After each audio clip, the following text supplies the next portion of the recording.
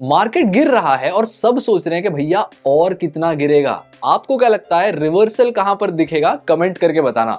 मैं आदित्य अयंगार सीएफए आपका स्वागत करता हूं मास्टर द मार्केट में, एंजल वन की सीरीज जो हर संडे मार्केट से जुड़े आपके सारे कॉम्प्लेक्स सवाल सरल भाषा में सुलझाती है। आज डेटा की मदद से समझेंगे कि मार्केट करेक्ट क्यों कर रहा है। इस वीडियो में आपके सामने कुछ शॉकिंग डेटा प्रेजेंट करूंगा, तो वीडियो ध्यान से एंड तक देखना और ऐसे वीडियोस मिस ना हो जाए इसलिए हमारे चैनल को सब्सक्राइब करना और बेल आइकन दबा लेना। अक्टूबर से नवंबर के बीच स्टॉक मार्केट करीब 10% से भी ज्यादा करेक्ट कर गया। इस दौरान फॉरेन इंस्टीट्यूशनल इन्वेस्टर्स ने 1 लाख करोड़ से भी ज्यादा शेयर्स बेच दिए। निफ्टी 50 में जो 50 स्टॉक्स होते हैं ना, उनमें से करीब 35 स्टॉक्स अपने 52 वीक हाईज से ऑन एवरेज अप टू 40% तक नीचे आ चुके हैं। अब इसके पीछे कुछ ग्लोबल और डोमेस्टिक रीजंस है। चलो देखते हैं डेटा क्या कहता है, और यही डेटा आपके दिमाग में जो सवाल है कि क्या हम रिसेशन में हैं, इसे आंसर करने मदद करेगा। एक प्राइमरी कारण है जापान। अब आप सोचेंगे कि जापान और भारत का क्या लेना देना है। देखो, सीन ऐसा है कि पहले एक टाइम होता था जहां पे जापान में करीब 0 इंटरेस्ट रेट्स हुआ करते थे, यानी फिक्स्ड रेट इन्वेस्टमेंट जो सारी होती थी जैसे बॉन्ड्स, एफडीज, यहाँ पर आपको कोई ब्याज नहीं मिलता था। एंड सिमिलरली लोन लेने पर भी आपको कोई इंटरेस्ट नहीं चुकाना पड़ता था। तो जो सारे बड़े ग्लोबल इन्वेस्टर्स थे ना, वो एक सिंपल सिस्टम अपनाते थे। वो जापान जाते थे और 0% इंटरेस्ट पर पैसे उधार लेते थे, बोरो करते थे,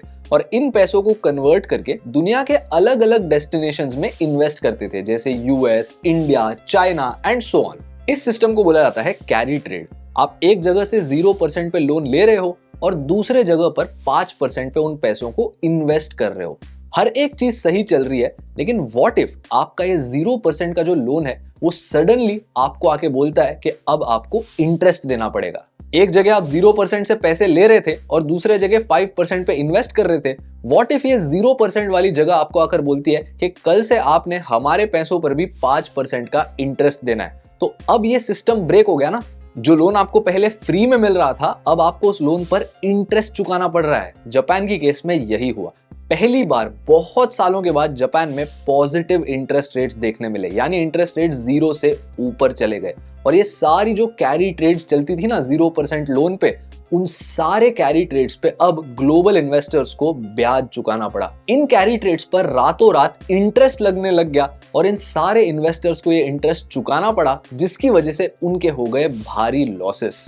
इन पॉजिटिव इंटरेस्ट रेट्स की वजह से इन सारे ग्लोबल इन्वेस्टर्स को अपने कैरी ट्रेड के लोन पर इंटरेस्ट चुकाना पड़ा, रीपेमेंट करनी पड़ी, जिसकी वजह से उनकी जो सारी इन्वेस्टमेंट्स थी ना, इंडिया में, चाइना में, यूएस में, इन सारी इन्वेस्टमेंट्स को उन्होंने वहां से निकाल दिया। तो ऑब्वियसली जब सेलिंग प्रेशर आया, हमारे मार्केट को भी हमने नीचे जाते देखा। तो इस टाइम पे जापान में इंटरेस्ट रेट्स बढ़ने की वजह से भारत से भी कुछ पैसे बाहर निकले, लेकिन साइमल्टेनियसली चाइना में एक और चीज हो रही थी। वहां की सरकार ने एक स्टिम्युलस पैकेज अनाउंस किया, यानी चाइना की सरकार और ज्यादा पैसे इन्वेस्ट करेगी, इंफ्रास्ट्रक्चर डेवलप करेगी। इन होप्स में बहुत सारे इन्वेस्टर्स ने भारत से पैसे निकाल दिए और उन्हें चाइना में इन्वेस्ट कर दिया। अब इसके साथ वो फैक्टर आता है जो रिसेशन की पॉसिबिलिटी पर रोशनी डालता है। हुआ ये कि यूएस गवर्नमेंट ने डेटा रिलीज की उनके यील्ड स्प्रेड रिसेशन इंडिकेटर की। अब ये कैसे काम करता है, ये फ्रैंकली थोड़ा बोरिंग है, इसको जानने की जरूरत नहीं, लेकिन ये क्या कहता है वो देखिए। ये इंडिकेटर आपको रिसेशन की प्रोबेबिलिटी यानी उसका चांस बताता है,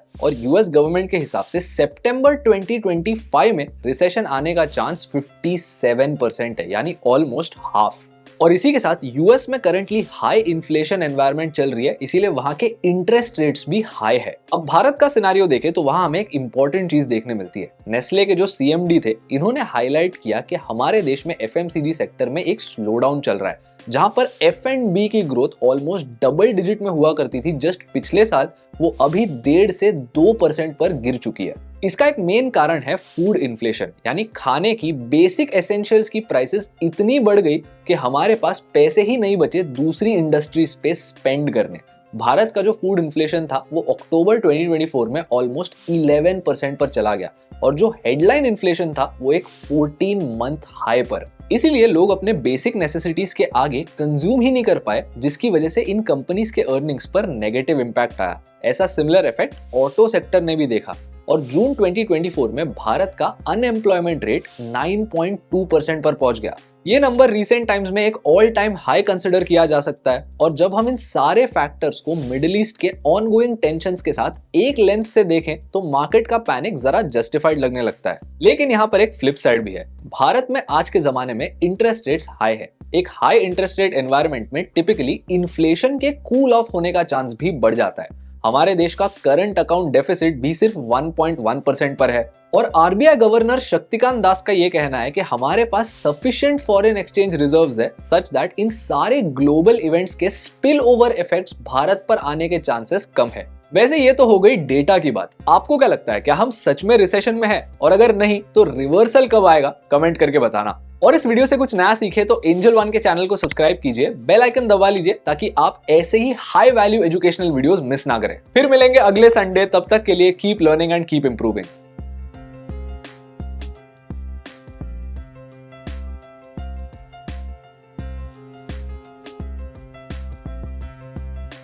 Investments in securities market are subject to market risks. Read all the related documents carefully before investing.